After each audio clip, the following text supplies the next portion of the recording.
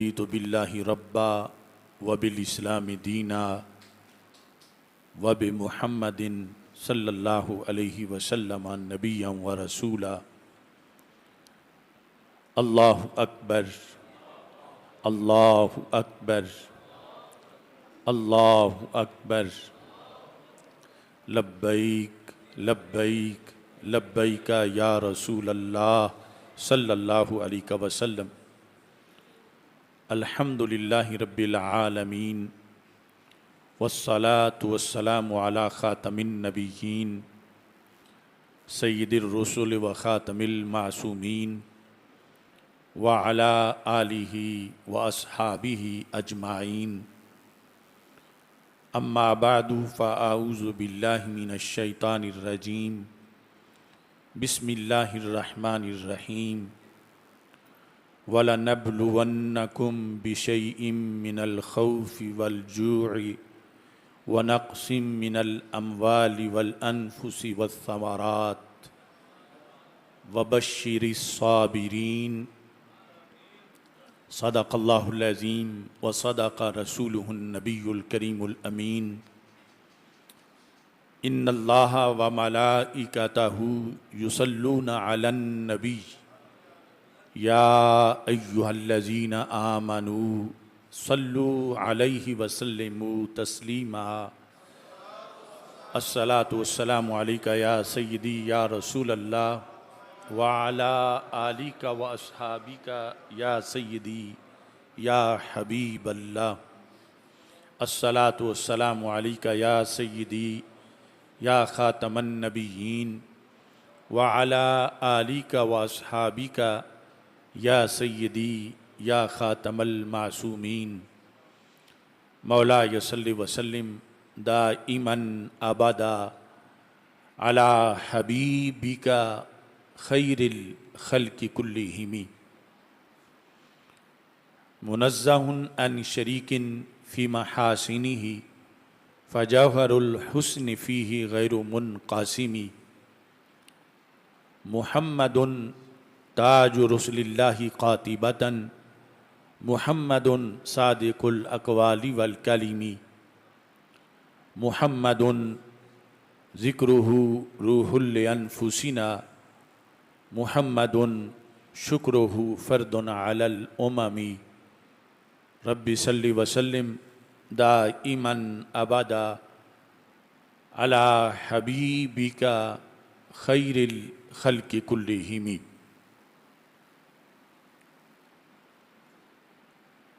خدایا بحق بنی فاطمہ کہ بر قول ایماں کنی خاتمہ. اگر دعوتم رد کنی ور قبول منو دستو دامان آل رسول صلی اللہ علیہ وسلم. اللہ تبارک و تعالی جل جلالہ وعم نوالہ واتم برہانہ وعظم شانہ وجل ذکرہ وعز اسمہ کی حمد و ثنا اور حضور سرور کائنات مفخر موجودات زینت بزم کائنات دستگیر جہاں غم گسار زماں سید سروراں حامی بے کساں قائد المرسلین خاتم النبیین احمد مجتبی جناب محمد مصطفیٰ صلی اللہ علیہ وعلی آلہ واصحابہ وبارک وسلم کے دربار گوہر بار میں ہدیہ درود و سلام عرض کرنے کے بعد السلام علیکم ورحمۃ اللہ وبرکاتہ.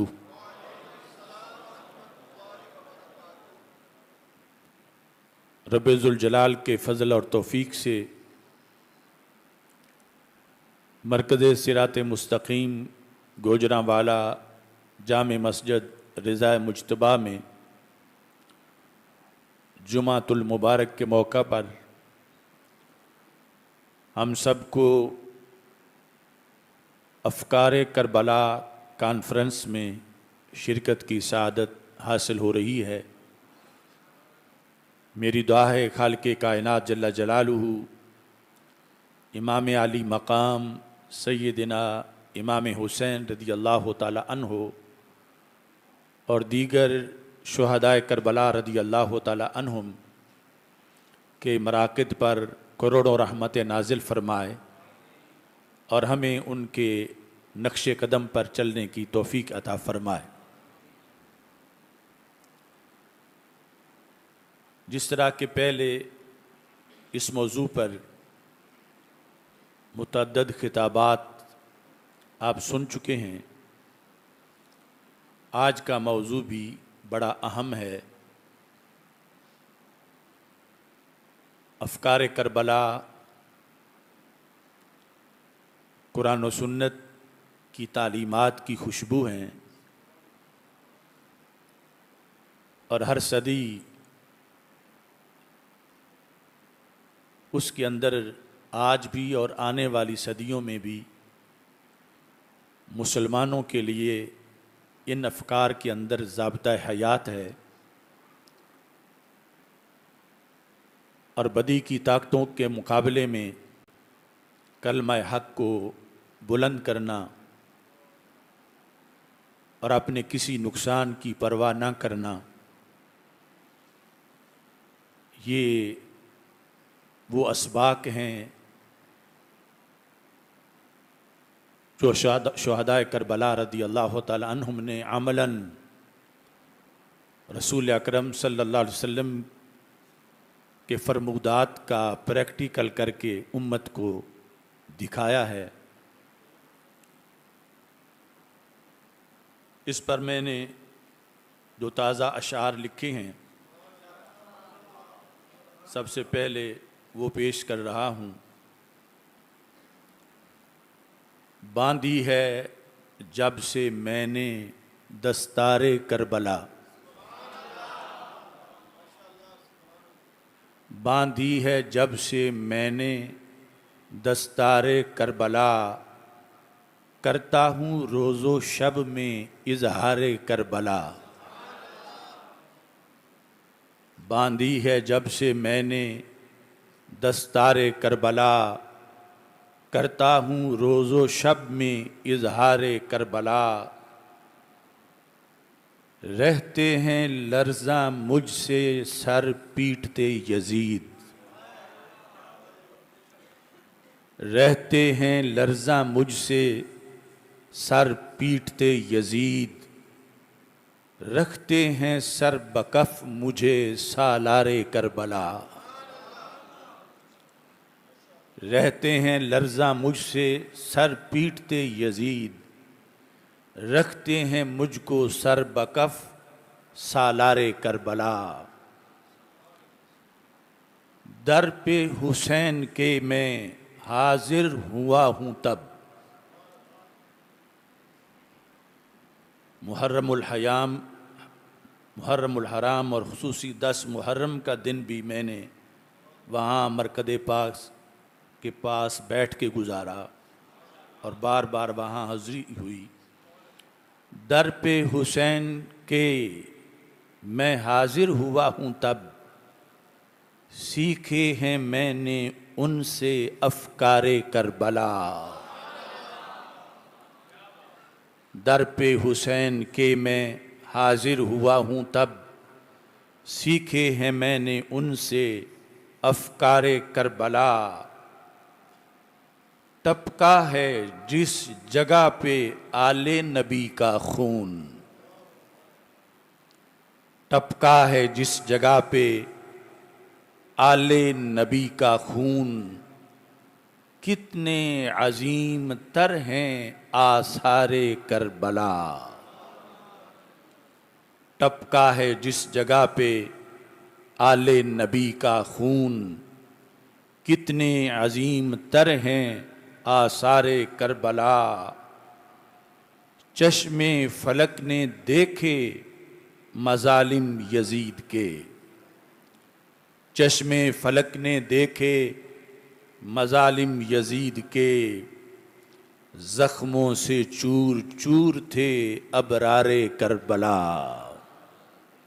چشم فلک نے دیکھے مظالم یزید کے زخموں سے چور چور تھے ابرار کربلا، تا دیر جب تخیل میں رہتی ہے روشنی، تا دیر جب تخیل میں رہتی ہے روشنی، لکھتا ہوں تب میں آصف اشعار کربلا،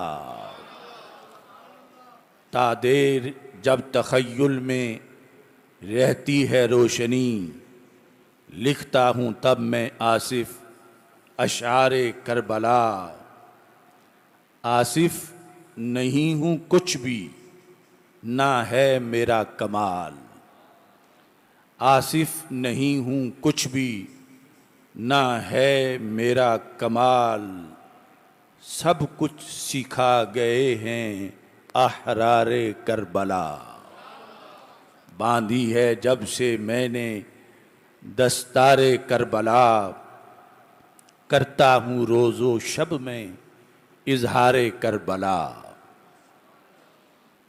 قرآن مجید برہان رشید کی جو آیت کریمہ میں نے آپ کے سامنے تلاوت کی ہے، اللہ تعالیٰ نے ارشاد فرمایا وَلَنَبْلُوَنَّكُمْ، ضرور بالضرور ہم تجھے آزمائیں گے۔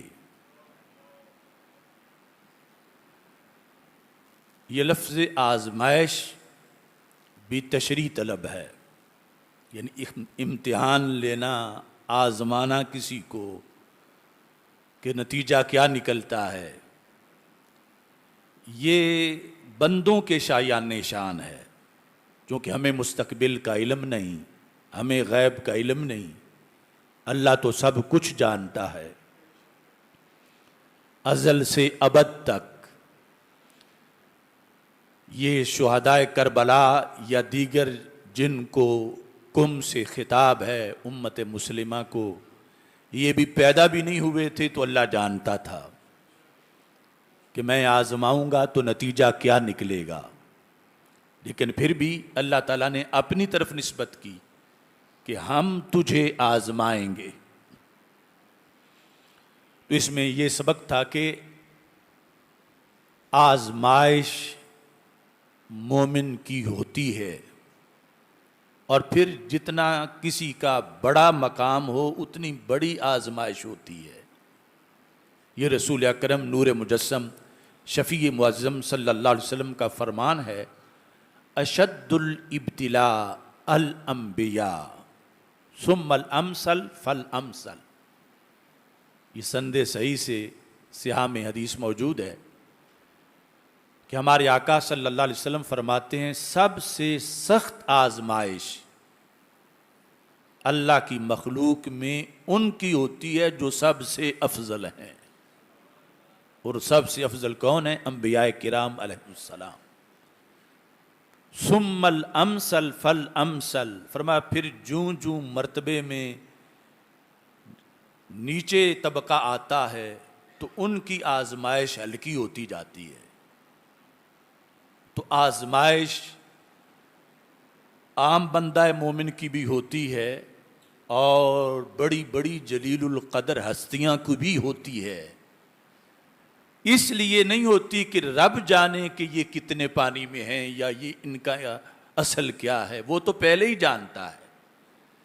اصل اللہ مخلوقات پر واضح کرنا چاہتا ہے کہ جو قیامت کے دن سوال کریں گے کہ ان کو اتنا اونچا مرتبہ ملا ہمیں نہیں ملا، تو اللہ وہ امتحان سامنے کر دے گا کہ انہوں نے فلاں فلاں امتحانات پاس کیے ہیں اور تم ان امتحانات کے اہل ہی نہیں تھے، یا تمہارا داخلہ چھوٹی کلاس میں تھا اور تمہارا امتحان چھوٹا تھا، اس لیے تم ان سے ہمسری نہ کرو، یا ان کی وجہ سے میرے عدل پر کسی کے ذہن میں کوئی سوال نہیں آنا چاہیے۔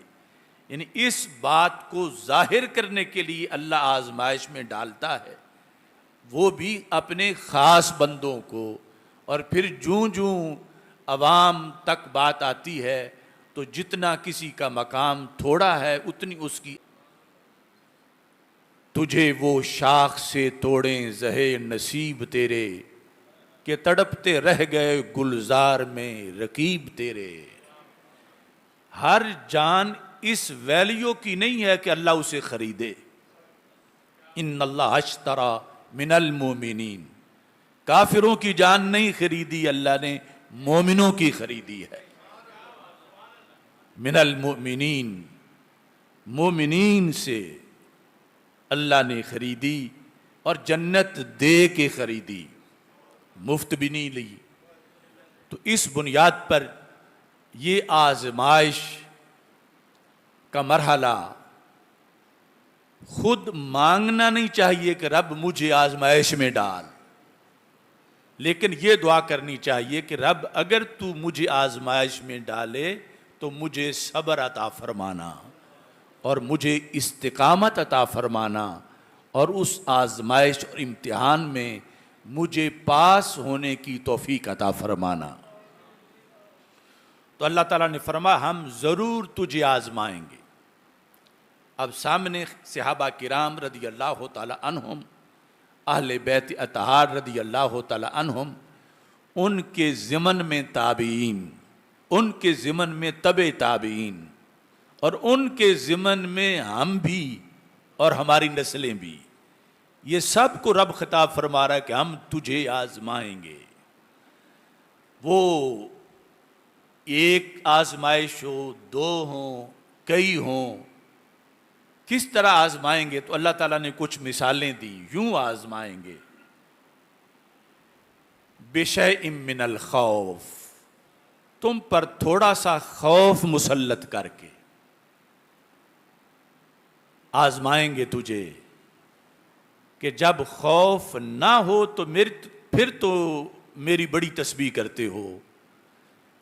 خوف سے میں خوف طاری کر کے میں تمہیں آزماؤں گا کہ پھر بھی مجھے یاد رکھتے ہو کہ بھول جاتے ہو، جبکہ پہلے جانتا ہے. لیکن مخلوقات کے سامنے کہ یہ اشرف المخلوقات کیوں ہے، یہ دلیلیں ظاہر کرنے کے لیے. بِشَيْءٍ، تھوڑا سا خوف. تھوڑا سا خوف اگرچہ انسان معاذ اللہ اس سے نڈھال ہو جائے اور کتنے اس پہ مظالم آ جائیں، لیکن جو مجموعی اللہ کے ہاں خوف ہے کروڑ ہا درجوں کا، اس میں سے تو یہ تھوڑا سا ہے جسے اگرچہ ہم اپنی بساط کے مطابق بہت زیادہ سمجھیں. اللہ تعالیٰ فرماتا ہے ہم تمہیں آزمائیں گے تھوڑا سا خوف دے کر، پھر تھوڑی سی بھوک دے کر. پیاس بھی اسی کے ضمن میں ہے. تو یہ آزمائش ہر کسی پر کسی نہ کسی وقت اللہ بچائے آ سکتی ہے، لیکن یاد رکھنا چاہیے کہ رب نے پہلے فرمایا ہوا کہ ہم تجھے آزمائیں گے. پھر فرمایا ہم تجھے نقصان سے بھی آزمائیں گے. کس چیز کا نقصان؟ وَنَقْسِم مِّنَ الْأَمْوَالِ، مالی نقصان سے، کہ جب ان گنت پیسہ ہو اس وقت کا تو اور معاملہ ہے. جب ایک تنکا بھی پاس نہ رہ جائے معاذ اللہ، تو ہم تجھے مالی نقصان دے کے آزمائیں گے. حالانکہ وہ ازل سے ابد تک پہلے ہی جانتا ہے، لیکن مخلوقات کی سروری جو اس انسان کو ملی، تو اس واسطے فرمایا ہم تجھے انہیں دکھانے کے لیے کہ یہ سب سے افضل کیوں ہیں، اشرف المخلوقات، باقی مخلوقات کو دکھانے کے لیے ہم تجھے آزمائیں گے اموال کے نقصان سے، والانفس، جانوں کے نقصان سے. جان بھی جا سکتی ہے. پھر فرما والثمرات، ثمرات سے لفظی معنی ہے پھل، اور مراد ہیں اولاد، بیٹے بیٹیاں. یعنی ان پر موت آ جائے گی، ان کو شہید کر دیا جائے گا، یا ویسے طبی موت آ جائے گی، تو پھر بھی ہمارے فرشتے سب نوٹ کریں گے کہ یہ اب اللہ کو کیا کہہ رہے ہیں کہ بیٹا ملا تھا تو بڑی دیگیں پکائی جا رہی تھیں کہ اتنی بہنوں کے بعد یہ ایک بیٹا ملا ہے، یا 30 سال ہو گئے تھے نکاح کو، اب بیٹا ملا ہے۔ اللہ سب کے بیٹوں کو لمبی زندگی دے، لیکن اگر اسی کا پھر وصال ہو جائے تو وہ والد جو پہلے خوشیاں کر رہا تھا، اب اس کی اداؤں پر فرشتے آ کے دوسرے لفظوں میں کیمرہ لگا کے بیٹھے ہیں کہ اب یہ کیا کرتا ہے، اور اللہ تعالیٰ خود دیکھ رہا ہے لیکن پوچھتا فرشتوں سے ہے کہ فرشتے جب اس کے دربار میں جاتے ہیں تو اللہ تعالیٰ ان کو کہتا ہے کیا تم نے عقبتم ولد عبدی، کیا تم نے میرے بندے کا بیٹا فوت کیا؟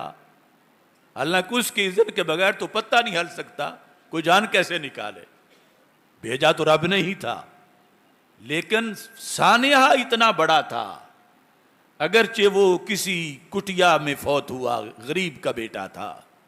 اللہ فرماتا ہے عقبتم ولد عبدی، کیا تم نے میرے بندے کا بیٹا فوت کیا؟ اور عبدی میں کوئی غور کر کے لذت لے تو اسی سے اس بندے کے سارے غم ختم ہو جاتے ہیں کہ بیٹا تو میرا گیا ہے مگر میرے رب نے خود مجھے اپنا بندہ کہا ہے۔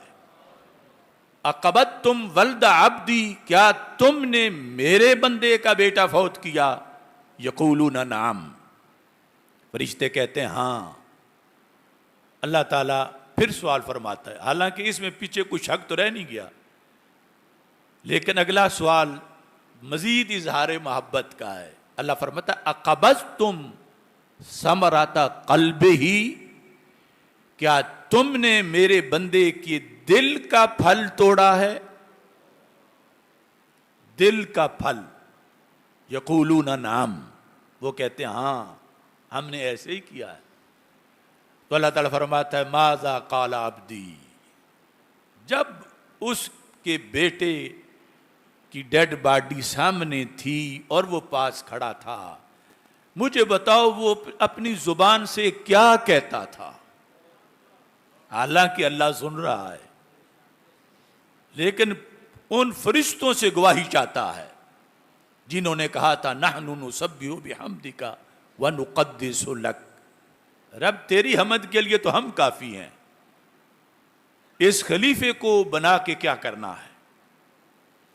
تو اللہ فرشتوں سے پوچھتا ہے تو وہ گواہی دیتے ہیں حامدہ کا وسترجع، رب بڑا عظیم بندہ ہے تیرا، صبر کا پہاڑ ہے، اتنا پیارا اکلوتا بیٹا مثال کے طور پر اس کے سامنے اس کی زندگی کا سورج غروب ہوا یہ دیکھ رہا تھا، مگر اس نے ایک بار بھی رب تجھ سے شکایت نہیں کی، اس نے الحمدللہ کہا، حامدہ کا تیری حمد کی، وسترجع اس نے انا للہ و انا الیہ راجعون یہ پڑھا۔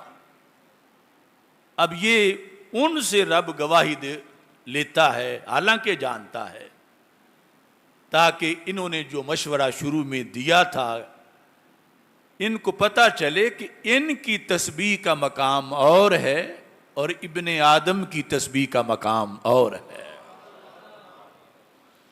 ان کے نہ بیٹے ہوتے ہیں نہ فوت ہوتے ہیں، نہ دل کو تیر لگتا ہے، نہ صدمے کا موسم آتا ہے، نہ مستقبل تاریک ہوتا ہے، تو ان کی تسبیح اور درجہ رکھتی ہے اور بندہ مومن کی تسبیح اور درجہ رکھتی ہے کہ جس وقت اتنا ملال کا، رنج کا، غم کا، حزن کا موقع ہو وہ پھر بھی ناشکری نہ کرے، حالانکہ ناشکری کرنے سے بھی کوئی اس نے واپس تو نہیں آ جانا، الٹا یہ ہے کہ اللہ کی طرف سے پکڑ کا مستحق بنے گا کہ اس نے رب کے خلاف گفتگو کیوں کی؟ تو اگر صبر کرتا ہے، شکر کرتا ہے، تو اللہ تعالیٰ فرماتا ہے فرشتوں ابھی ایک نیا محل جنت میں بناؤ۔ حالانکہ ہمارا عقیدہ ہے کہ جنت بنی ہوئی ہے، یہ نہیں کہ مستقبل میں رب بنائے گا، لیکن نیا محل اس میں تعمیر ہو سکتا ہے۔ پوری جنت بنی ہوئی ہے، لیکن اس موقع پر جب کسی نے صبر کیا ایسے موقع پہ، تو اللہ تعالیٰ فرماتا ہے فرشتوں ایک نیا محل تعمیر کرو اور اس پر بورڈ لگاؤ بیت الحمد کا، تاکہ جنت میں یہ تعارف رہے کہ یہ محل اس بندے کا ہے جس نے اپنی اولاد پہ ملک کا فزت ورب الکعبہ، رب کعبہ کی قسم میں کامیاب ہو گیا۔ یعنی اس قدر ان کی قربانیاں ہیں اور اہل بیت اطہار رضی اللہ تعالی عنہم کی۔ اور پھر جس موضوع میں ہم اس وقت گفتگو کر رہے ہیں، کربلا کے کمرہ امتحان کے اندر یہ سارے سوال اکٹھے ہو کے آ گئے، اور اس سے اضافی بھی، یعنی ایک تو یہ نہیں کہ گھر میں بندے کی ایسی آزمائش ہو، یہ پردیس میں تھی۔ اور حدیث شریف میں پردیس کی موت اگرچہ جہاد کے بغیر آئے پھر بھی شہادت ہے، موت الغربت شہادت، پردیس میں کوئی فوت ہو جائے تو یہ بھی شہادت ہے۔ پھر بھوک پیاس اور خوف کہ اتنے دشمن، اگرچہ یہ تو ڈرنے والے نہیں تھے لیکن ماحول تو بہت زیادہ خوف کا بنایا گیا کہ حکومت یزیدی انید پلید کی اور اس کا لاؤ لشکر، اور پھر اپنی قربانی، اپنے رشتہ داروں کی قربانی، اپنے اصحاب کی قربانی، یہ جان مال اولاد ہر لحاظ سے، پھر یہ ہے کہ گھر کی عظیم مستورات جو امت کی عفیفہ ترین ہستیاں ہیں ان کے تقدس کے تحفظ کا بھی غم اور فکر، ایسے حالات میں سیدنا امام حسین رضی اللہ تعالی عنہ کی شان یہ ہے کہ اللہ نے انہیں توفیق دی اور سارے امتحانات میں پاس ہو گئے، اور یہ بتا دیا امت کو کہ میری جان جتنی قیمتی ہے تم میں سے کسی کی اتنی قیمتی نہیں ہے۔ اس وقت جب یہ واقعہ پیش آیا، روئے زمین پر کوئی ہستی ایسی نہیں تھی جو سیدنا امام حسین رضی اللہ تعالیٰ عنہ سے افضل ہو، اور سب سے بڑا امتحان بھی پھر انہی کا ہوا، اور پھر کامیابی بھی انہی کو ملی۔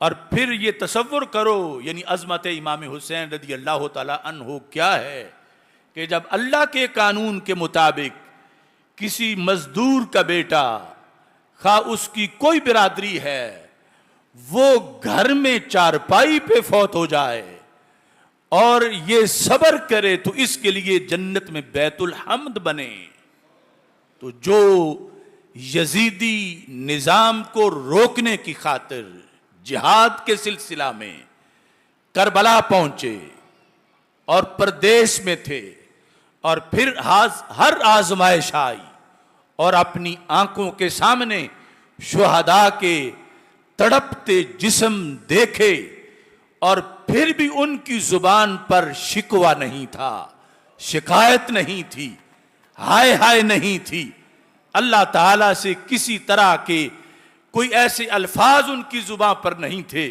کہ جس سے ناشکری کا کوئی تاثر پیدا ہو۔ تو بتاؤ اللہ نے اس حسین کے لیے جنت میں کتنے محل بنائے ہوں گے۔ حضرت سیدنا امام حسین رضی اللہ تعالی عنہ ان سارے سوالات کے لحاظ سے آپ مصداق بنے، اور پھر اللہ تعالیٰ نے نتیجہ کیا بتایا، فرمایا وَبَشِّرِ الصَّابِرِينَ، محبوب صبر کرنے والوں کو خوشخبری سنا دو، صبر کرنے والوں کو، خواہ اس موقع سے پہلے جنہوں نے صبر کیا مختلف غزوات میں یا بعد میں قیامت تک کریں گے، لیکن ان کا صبر ایک مثالی صبر ہے، اور ان کے لیے اللہ کی طرف سے خوشخبری ہے۔ یہ بشر کے لفظ ماتم کی نفی کرتے ہیں، بشر کا لفظ ہائے ہائے کی نفی کرتا ہے۔ اللہ فرما رہا ہے جب تم مانتے ہو کہ حسین مصداق ہیں ان ساری عظمتوں کے جو پیچھے آیت میں موجود ہیں، تو پھر اللہ تو ان کو خوشخبری سنا رہا ہے، اور اس میں یہ بھی سبق ہے۔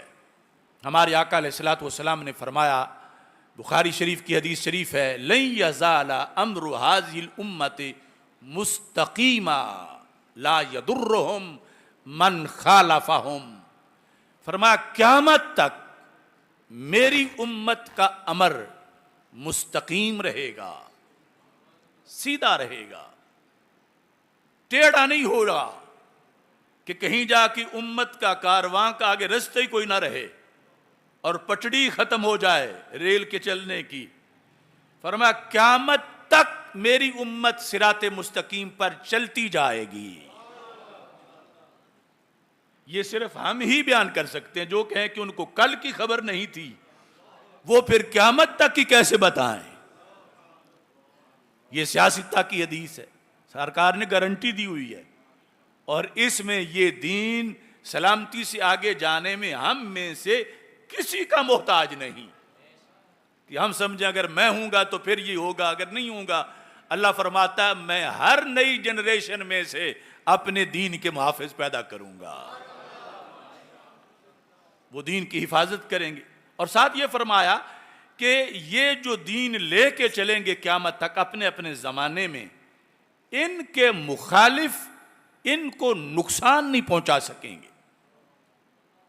بڑے قابل غور لفظ، لا یضر، در یضر، اردو میں پڑھیں تو ذرہ یضر،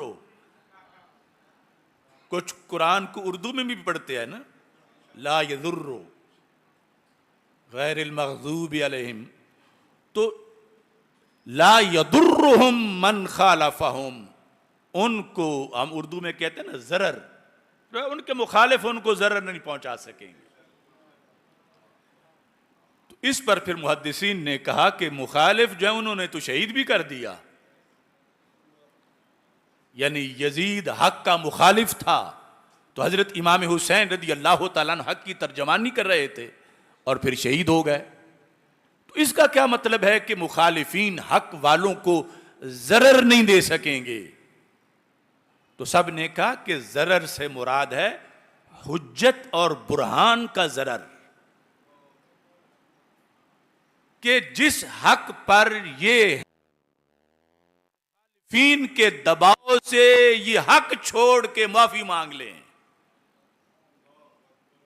کہ ہمیں چھوڑ دو، ہم آئندہ حق کا نام نہیں لیتے، ہمیں چھوڑ دو، آئندہ ہم یہ بات نہیں کرتے اسلام کے برحق ہونے والی۔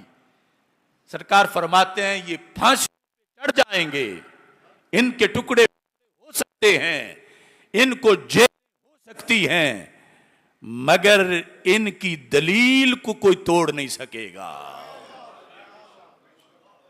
یہ ہے کہ ضرر، اگر دلیل ڈیمیج ہو جائے تو پھر پیچھے کچھ نہیں بچے گا، اور وہ ڈیمیج نہیں ہوگی۔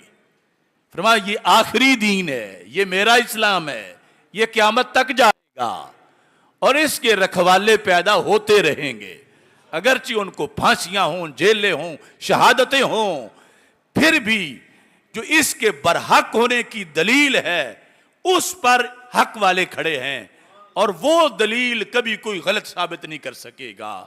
اس پر فرمایا قیامت آ جائے گی، لیکن میرا دین جو ہے اس کا امر ہمیشہ مستقیم ہی رہے گا۔ تو یہ بات بھی افکار کربلا میں سے ہے کہ جس میں یعنی یہ کچھ لوگ نتیجہ نکال لیتے ہیں فلاں بیمار ہوا تو پھر کس وجہ سے بیمار ہوا، فلاں گرفتار ہوا تو پھر کیوں گرفتار ہوا، یعنی اپنی طور سے وہ اپنی دلیلیں بنا رہے ہوتے ہیں کہ چونکہ ایسا تھا تو اس لیے گرفتار ہوا۔ سرکار فرماتے ہیں لا یضرہم من خالفہم، اگر یہ ہوتا کہ حق والوں کا امتحان ہی نہیں ہے، حق والوں کی آزمائش ہی نہیں ہے، حق والوں کو زخم ہی نہیں لگے گا، حق والے شہید ہی نہیں ہوں گے، حق والے پھندے پہ ہی نہیں چڑھیں گے، حق والے جیل میں ہی نہیں جائیں گے، تو پھر حق والوں کی شان کہاں سے ظاہر ہوتی؟ حق والوں کا مرتبہ بہت بلند ہے، اور یہ چوری کھانے والے مجنون نہیں ہوتے، یہ حقیقت میں اس حق کے لیے جب حاضری لگتی ہے تو یہ پہلے نمبر پہ لبیک کہتے ہیں۔ افکار کربلا، اس کے اندر حضرت امام حسین رضی اللہ تعالی عنہ کی مقدس تعلیمات بھی شامل ہیں، اور یہ سبق بھی ہے کہ اللہ بڑے بڑے گھمبیر حالات میں سے اگر کسی کو کسی جرم سے بچانا چاہے تو کیسے بچا لیتا ہے۔ اس سلسلہ کے اندر ابن عساکر جلد نمبر 28 اس کے اندر یہ بات موجود ہے،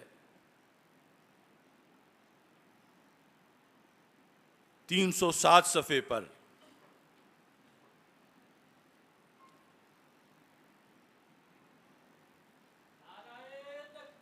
اللہ اکبر یا رسول اللہ صلی اللہ علیہ وسلم۔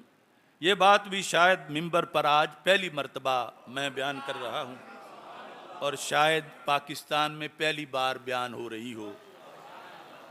کان رجل بالبصرۃ من بنی سعد، بنی سعد کا ایک بندہ تھا، بصرہ میں رہتا تھا۔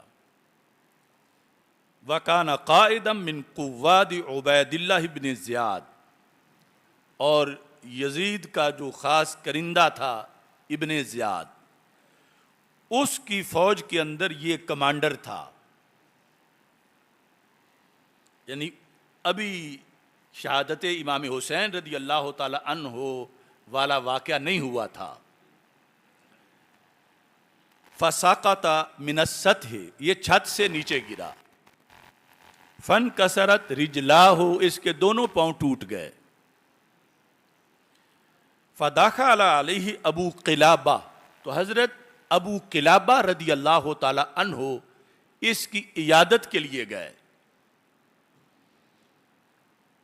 فقال له ارجو ان یکون عملک خیرہ، فرمایا مجھے امید ہے کہ اللہ تیرے بارے میں خیر فرمائے گا، یعنی دوسرے لفظوں میں یہ تھا تجھے خیر ہو گئی ہے۔ تو وہ کہتے ہیں یا ابا قلابہ وَأَيُّ خیر، خیر، میرے دونوں پاؤں ٹوٹ گئے ہیں اور تم کہتے ہو تجھے خیر ہو گئی ہے۔ تو کہتے ہیں کہ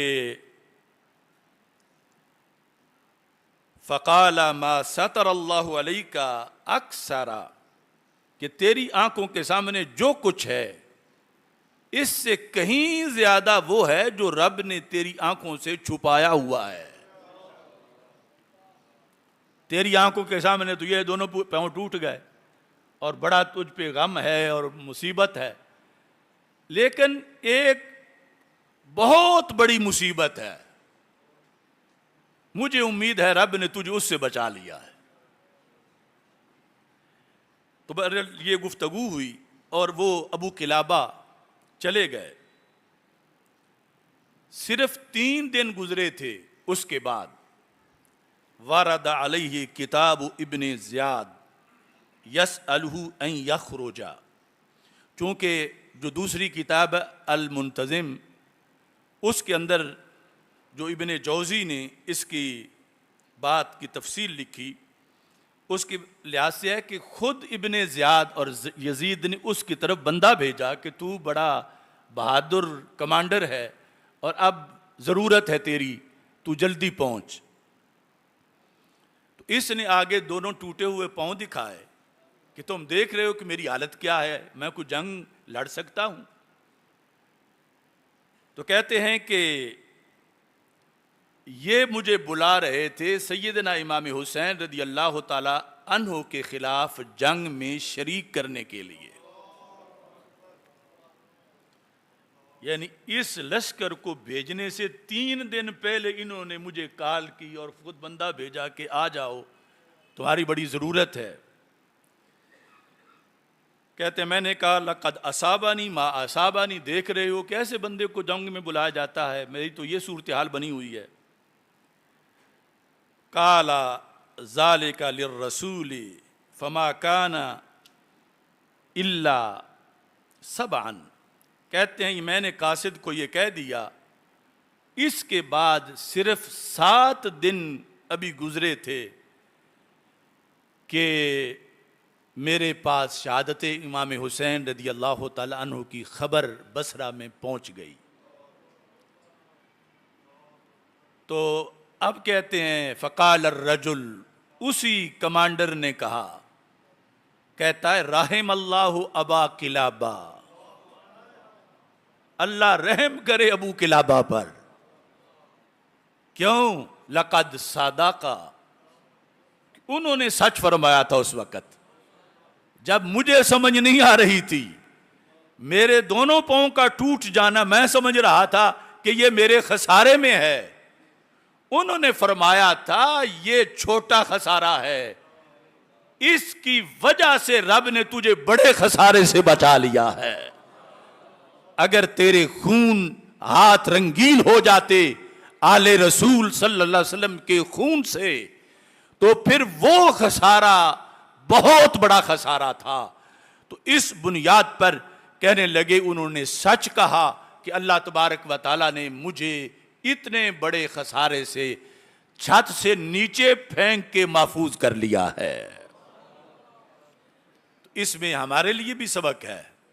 یعنی کئی ایسی چیزیں ہوتی ہیں ہم سمجھ رہے ہوتے ہیں کہ ہمارا بڑا نقصان ہو گیا ہے، لیکن اللہ کا علم بہت زیادہ ہے اور رب ذوالجلال نے ابھی بہت کچھ چھپایا ہوا ہے، اور وہ ظاہر ہو جائے تو ہم اس مصیبت کو جو آئی ہوئی ہے کسی کو معاذ اللہ بخار کی وجہ سے یا اور کسی وجہ سے، تو سمجھے یہ تو کوئی مصیبت ہی نہیں ہے.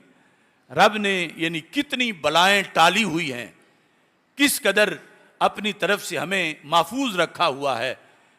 ایک لمحہ کے لیے اگر وہ حفاظت سے رخ موڑ لے تو کسی بندے کی آنکھیں کھلی نہ رہ سکیں. اس نے فرشتے معین کیے ہوئے ہیں کہ آنکھوں کو کیڑوں مکوڑوں سے بچا کے رکھو. جو بھی سوتا اس کے کانوں کے سوراخ کیڑوں سے بھر جاتے. کیوں نہیں بھرتے؟ حدیث میں ہے اللہ نے فرشتوں کی ڈیوٹی لگا رکھی ہے. یہ مخدوم انسان اس کے لیے اتنے محافظ، اور پھر اس کے لیے آزمائش، چونکہ اشرف المخلوقات ہے. اور یہ ہمارے عقل میں وہ چیزیں نہیں آ سکتی جن کو ہم جمع تفریق کر کے فیصلے کرنا شروع کر دیتے ہیں.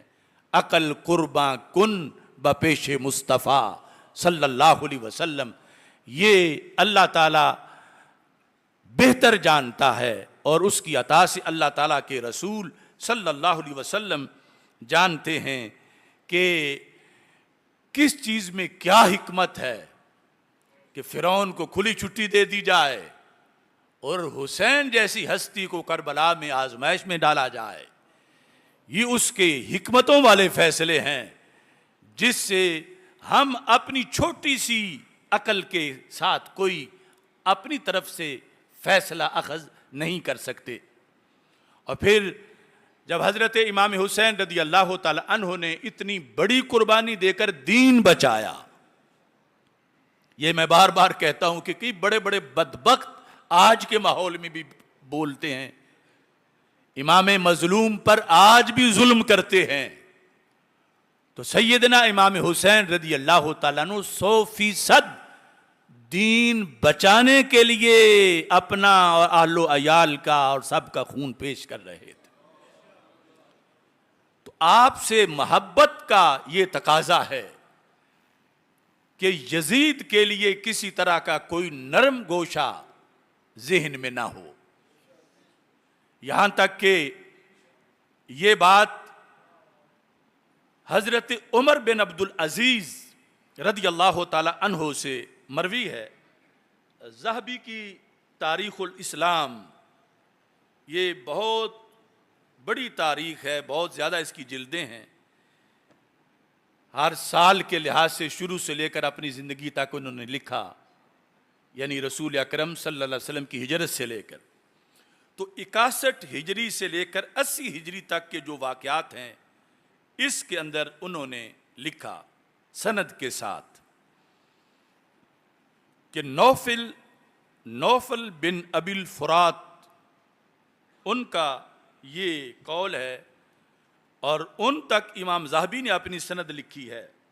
اور دوسری طرف یہ قول ابن حجر انہوں نے السوائق محرقہ کے اندر لکھا ہے، اور اس میں صفحہ نمبر 332 ہے. اور یاد رکھیں یہ وہی عمر بن عبد العزیز ہیں جو بنی امیہ سے تعلق رکھتے ہیں. یہ بھی ذہن میں رکھیں کہ قبیلوں میں اچھے برے لوگ ہوتے رہتے ہیں.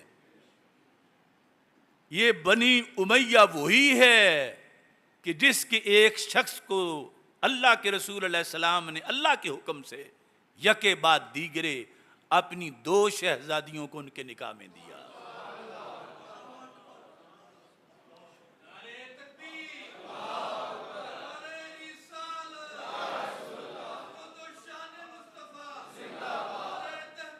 اگر یزید پلید عنید مرید خبیث وہ بنو امیہ سے تھا تو سیدنا عثمان غنی جو خلیفہ ثالث ہیں اور رسول اکرم صلی اللہ علیہ وسلم کے دورے داماد ہیں، اور دامادوں کی عزت بڑی زیادہ ہوتی ہے اور دامادوں کے خاندانوں کو بھی پیش نظر رکھا جاتا ہے.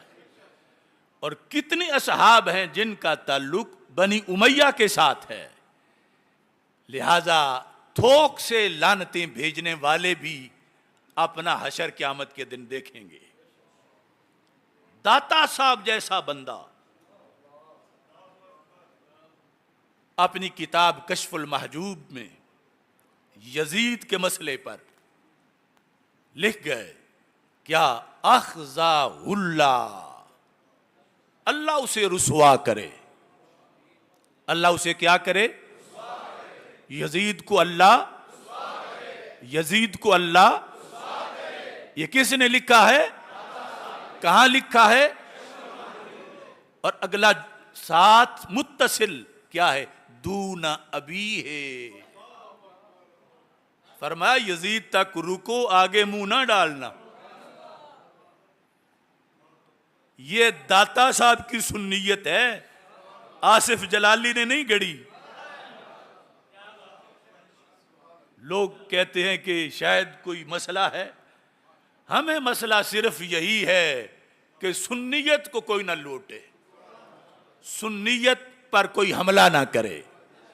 جو صدیوں سے مذہب آ رہا ہے اسے ہم کسی کو بگاڑنے نہیں دیں گے، خواہ کوئی چھوٹا بگاڑے یا بڑا بگاڑے. اس کا ہم اللہ کے فضل سے مقابلہ کرتے آ رہے ہیں. ایک چھوٹے سے بگڑے ہوئے آستانے کے مقابلے میں کھڑا ہونا کسی کی مجال آج نہیں نظر آ رہی. اللہ کے فضل سے ہم نے ہزاروں بگڑے ہوئے کے مقابلے میں کلمہ حق بلند کیا ہے. یہ نہیں لبیک لبیک لبیک یا رسول اللہ.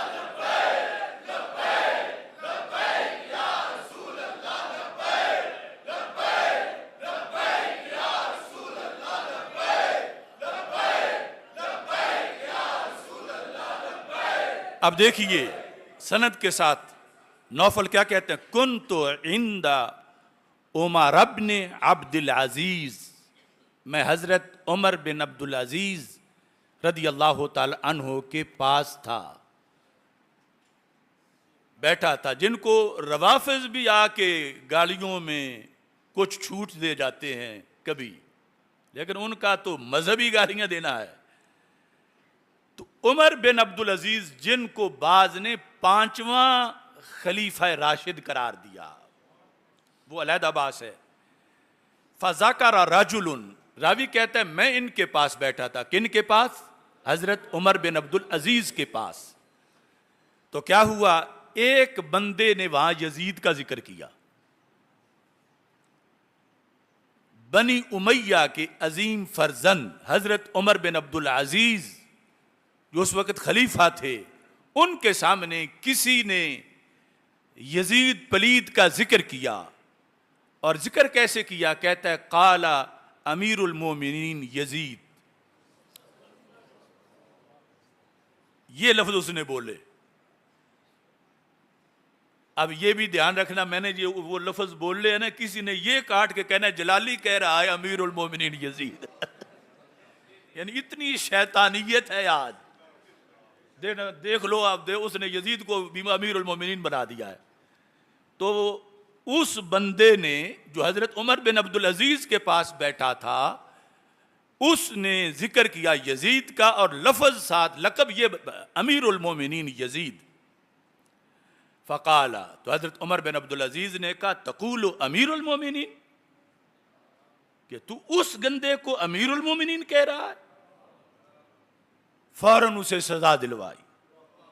وَأَمَرَ بِهِ، حکم دیا جلاد کو کہ اس کو 20 کوڑے ابھی ابھی مارو۔ فَضُرِبَ 20 صَوْتًا، بنی امیہ کے اس عظیم فرد نے یزید کو امیر المؤمنین کہنے والے کو 20 کوڑے مروائے۔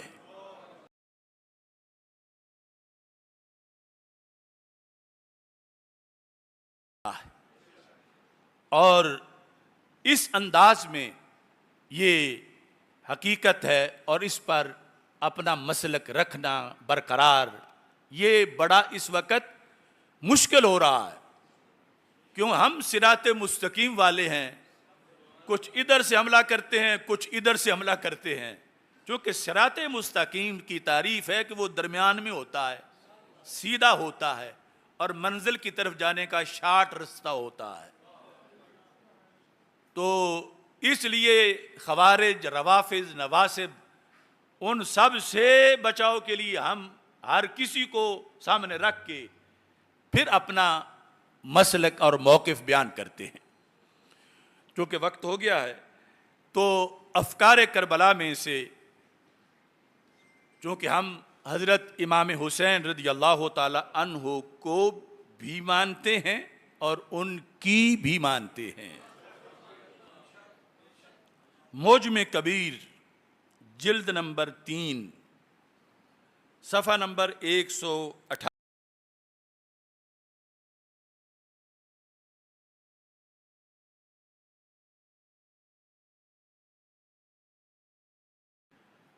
سند کے ساتھ انہوں نے لکھا، سند پہنچتے پہنچتے امام سیدنا امام زین العابدین رضی اللہ تعالی عنہ تک پہنچی۔ حدثنا الحسین، یہاں سے شروع ہوئی، یہ حسین کوئی اور محدث ہیں، تو چلتی چلتی ان یحییٰ بن سعید ان علی بن الحسین ان ابیہ، علی بن حسین یعنی امام زین العابدین رضی اللہ تعالی عنہ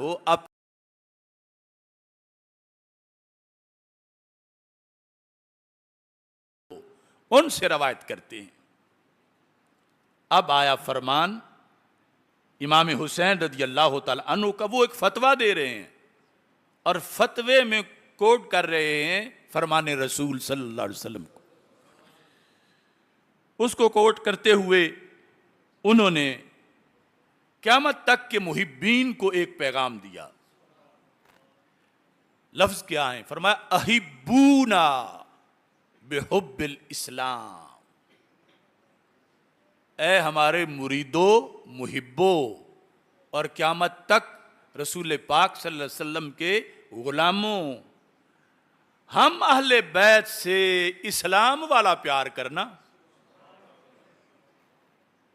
احبونا مانا کیا ہے؟ ہم سے پیار کرنا. کون سا؟ بحب الاسلام، جس پیار کی اسلام اجازت دیتا ہے. اب امام حسین رضی اللہ تعالی عنہ خود دو قسمیں پیار کی بتا رہے ہیں. مطلقاً نہیں کہہ رہے احبونا ہم سے پیار کرو، ساتھ شرط لگا رہے ہیں اسلام والا کرو. تو کتنی بصیرت تھی ان کی. اور اس وقت بھی ایسے لوگوں کا ان کو سامنا تھا جو ان کی محبت کی آڑ میں شریعت کی حدیں پھلانگ رہے تھے. کبھی اہل بیت اطہار کے افراد کو نبیوں سے افضل کہنا، کبھی معاذ اللہ اللہ سے بھی افضل کہہ دینا، کبھی رسول اللہ صلی اللہ علیہ وسلم سے افضل کہہ دینا. تو امام حسین نے کہا ہوش کر کے ہم سے پیار کرنا. وہ پیار جو اسلام کی تعلیمات کے عین مطابق ہے، ہم سے وہ پیار کرنا. اب کیا امام حسین رضی اللہ تعالیٰ عنہ پر بھی کوئی فتویٰ لگا سکتا ہے معاذ اللہ کہ لوگوں کو آل بیت کی محبت سے روک رہے ہیں؟ بات تو وہی ہے جو ہم کرتے ہیں، تو ہم پر لوگ فتویٰ لگاتے ہیں. امام حسین کہتے ہیں ہر پیار مقبول نہیں، شرعی پیار مقبول ہے. احبونا بحب الاسلام. اگر کوئی شریعت سے بغاوت کر کے، بد عملی کر کے، بد اعتقادی کر کے ہم سے پیار کرتا ہے، وہ پیار نہیں، وہ ہم سے دشمنی ہے. لفظ یاد کرو، احبونا بحب الاسلام، احبونا بحب الاسلام. اب اس کی دلیل کیا دی امام حسین رضی اللہ تعالیٰ عنہ نے؟ چونکہ وہ بھی صاحب شریعت نہیں، شریعت کے صاحب ہیں اللہ کے رسول صلی اللہ علیہ وسلم. اور اللہ کی شریعت ہے، اللہ کے رسول علیہ السلام کی شریعت ہے. اور یہ باقی اور خود سب شریعت کے تابع ہیں. یعنی شریعت حاکم ہے. اگرچہ ہم دینست حسین بھی کہتے ہیں، لیکن یہ نہیں کہ ان پر شریعت کے احکام لاگو نہ ہوں.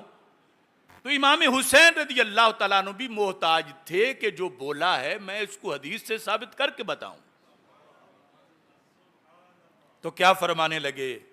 کہتے ہیں فَإِنَّ رسول اللہ صلی اللہ علیہ وسلم قال. اب یہ بھی پیغام ہے. لوگ کہتے ہیں آج ہم ان کالے لفظوں کے محتاج نہیں ہیں، ہم ویسے ہی پڑے ہوئے ہیں. جتنا کوئی ان پڑھ زیادہ ہے اتنا خدا رسیدہ زیادہ بنا ہوا ہے. اور ایک کثیر تعداد ہے صاحبزادوں کی، جب ان کے پڑھنے کا وقت تھا تو پھر اس وقت عیاشیاں کرتے رہے. اور آج چاہتے ہیں کہ خطابت ہم کریں اور دین ہم بیان کریں.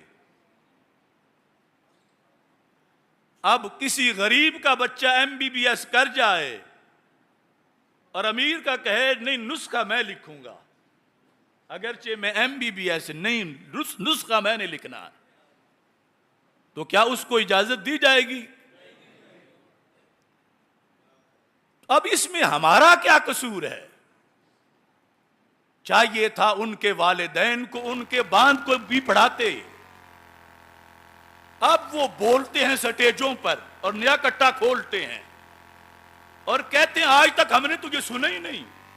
میں کہتا ہوں کتاب تمہارے گھر آ کے تمہارے کان میں بتاتی. تم کس مدرسہ کے فارغ التحصیل ہو؟ تم نے 10 سال کہاں لگائے ہیں؟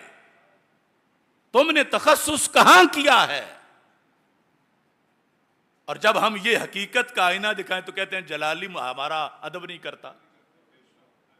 تو میں کیا کروں؟ حضرت سیدنا امام حسین رضی اللہ تعالی عنہ آپ نے اس مسئلے پر حدیث سے دلیل دی.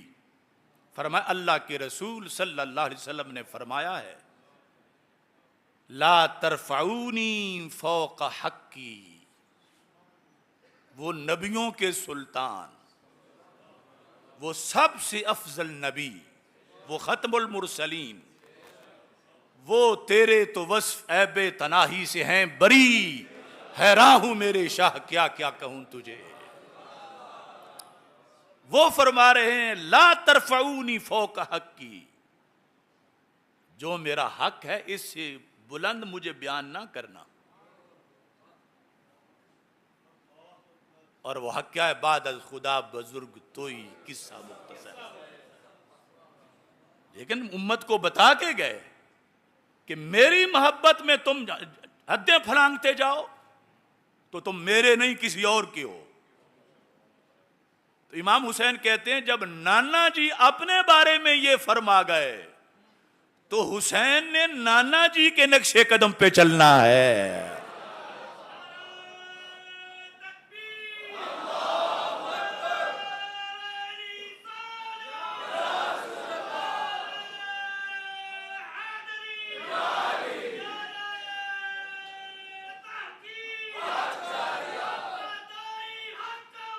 بس اس کو رہنے دو.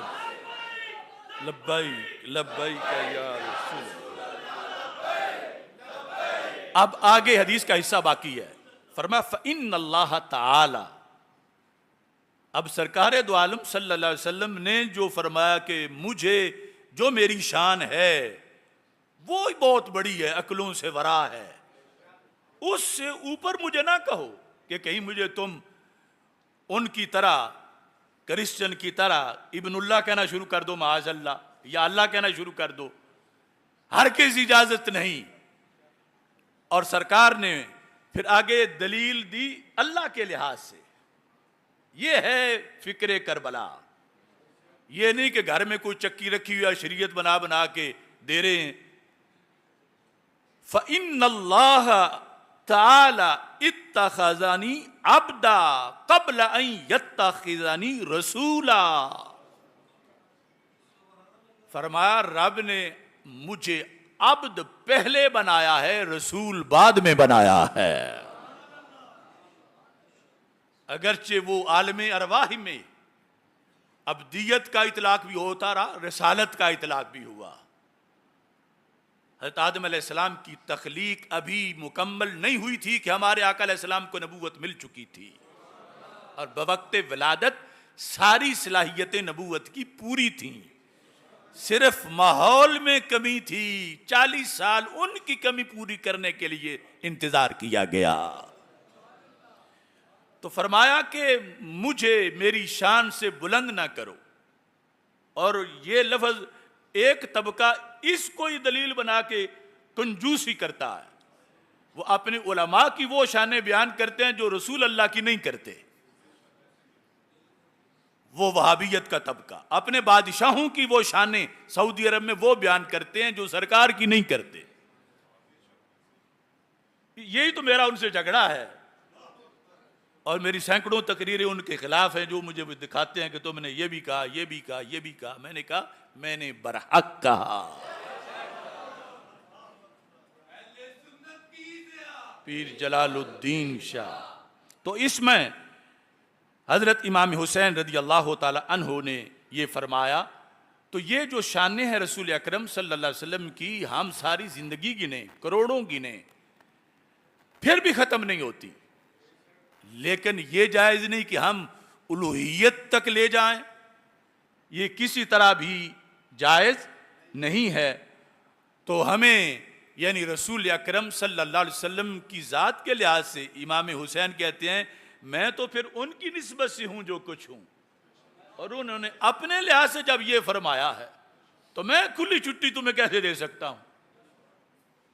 تو اس وقت جتنا طبقہ شریعت کی حدیں کراس کر کے کسی محبت میں مصروف ہے، ہمارا کام تو صرف ان کو سندیسہ دینا ہے. ہمارا کسی سے پلاٹ پلیٹ کا کوئی جھگڑا نہیں ہے، اس واسطے کہ جتنی اس وجہ سے رقابتیں ہو سکتی تھیں ہم نے وہ سارے رستے ہی نہیں اپنائے. سرکار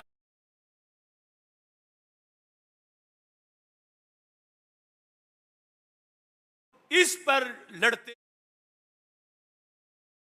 وہ بن گیا تو ہماری باری نہیں آئے گی. ہم نے کہا تمہیں کھلی چھٹی ہے، میں کسی کی سیٹ نہیں لیتا، سارے تم ان سیٹوں پہ قبضہ کر لو.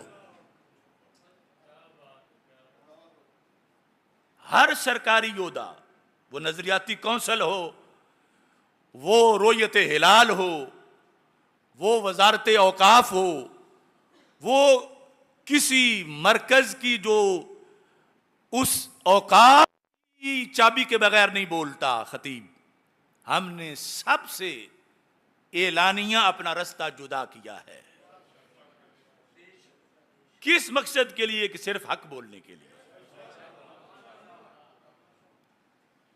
تو اللہ تعالیٰ آخری سانس تک حق بولنے کی توفیق عطا فرمائے اور یہ پیغام آپ کو ہر جگہ پہنچانے کی توفیق عطا فرمائے. کیونکہ میرے اوپر ہزارہ تو نہیں لیکن بہت سی پابندیاں ہیں، اور جو جسمانی طور پر بہت سے آپریشن ہو چکے ہیں، اللہ تعالیٰ آگے شفا عطا فرمائے. تو حضرت سیدنا امام حسین رضی اللہ تعالی عنہ اور دیگر شہداء کربلا رضی اللہ تعالی عنہم، اللہ تعالیٰ ان سب کے درجات بلند کرے. وآخر دعوی